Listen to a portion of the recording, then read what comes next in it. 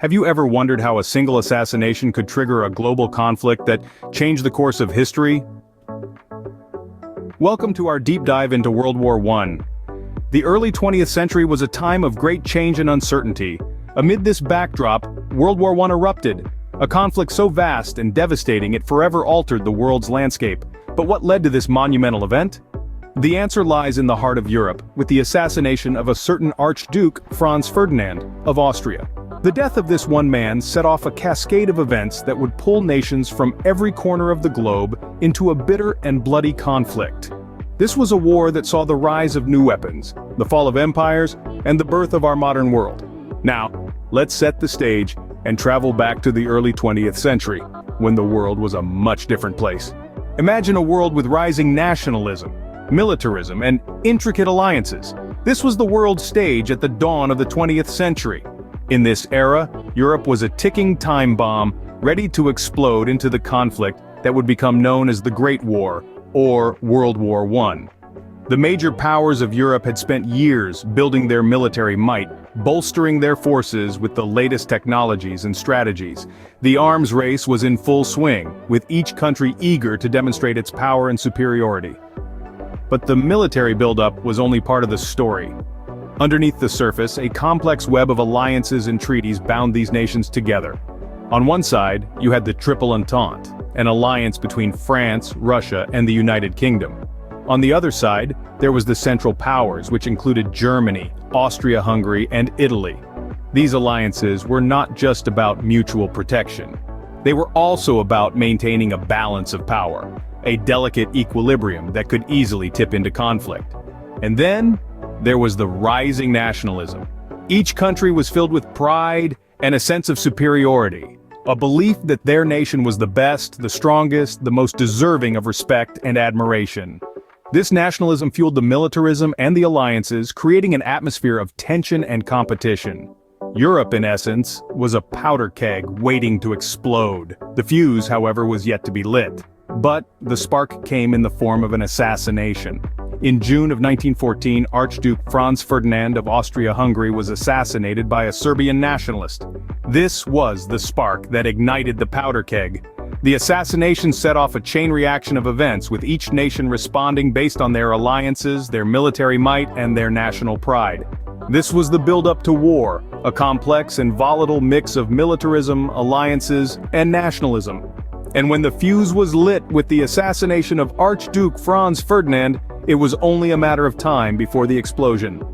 In July 1914, the war drums began to beat. The world held its breath as nations declared war, one after the other. The stage was set, the players were ready, and the world was about to witness the most devastating conflict it had ever seen.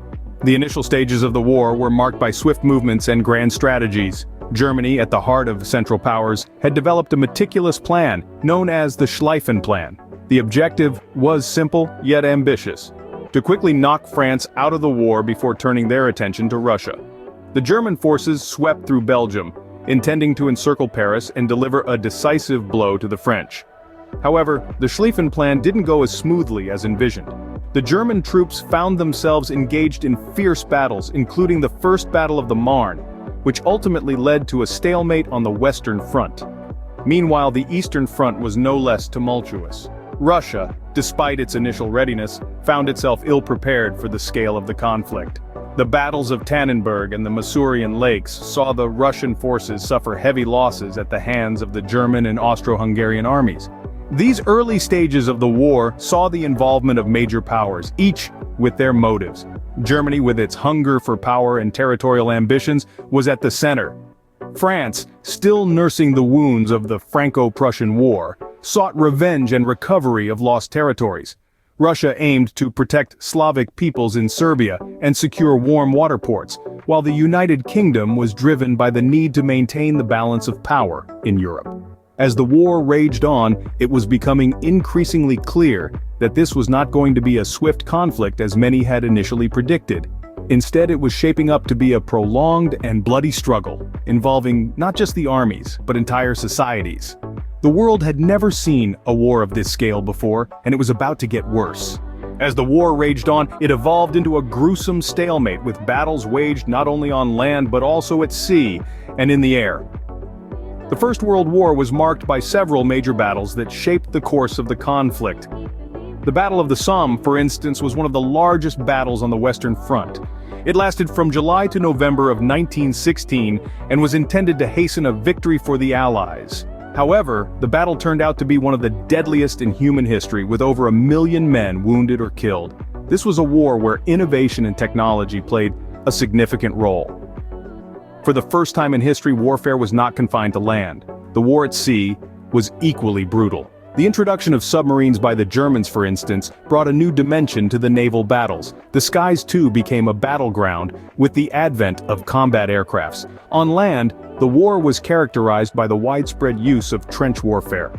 This was a form of fighting where opposing armies faced each other from trenches dug into the ground.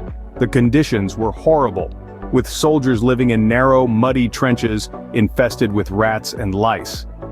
The introduction of the machine gun made crossing no man's land a deadly venture, and the stalemate continued. The human cost of the war was immense. It's estimated that about 10 million military personnel lost their lives, with another 20 million wounded. The psychological impact on those who survived was profound, and the physical destruction of the land was catastrophic. The war also saw the use of chemical weapons, a horrifying innovation that added to the already immense suffering.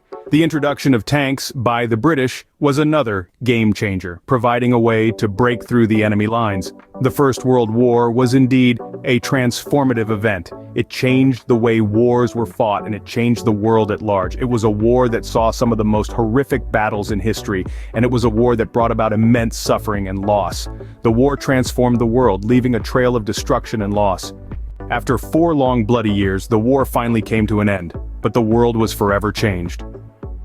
This marked the start of a new chapter in world history, one of relative peace but also of significant change and uncertainty.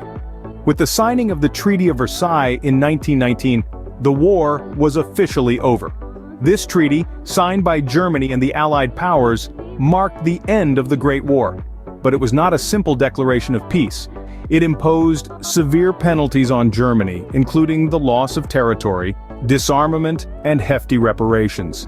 This punitive approach was intended to ensure Germany would never again pose a threat to world peace. However, the harsh terms of the treaty created resentment and bitterness in Germany, laying the groundwork for future conflicts. The country was left humiliated, economically crippled, and politically unstable. These conditions eventually led to the rise of Adolf Hitler and the Nazi Party, setting the stage for World War II. Meanwhile, the geopolitical landscape saw significant changes. Empires crumbled, new nations emerged, and the balance of power shifted. The Russian, German, Austro-Hungarian, and Ottoman empires collapsed, giving rise to new states in Europe and the Middle East. The League of Nations was established in an effort to maintain world peace, marking the beginning of international diplomatic cooperation. Yet, the end of the war did not mean the end of suffering. The Spanish flu pandemic hit in the wake of the war, causing even more death and devastation. Economies were in ruins, societies were in turmoil, and people were disillusioned. The world had paid a high price for the war, and its scars would take generations to heal. In conclusion, the end of World War I marked a turning point in world history. It reshaped the geopolitical landscape, set the stage for future conflicts, and left a lasting impact on societies around the globe. World War I was a cataclysmic event that reshaped the world and paved the way for even greater conflicts.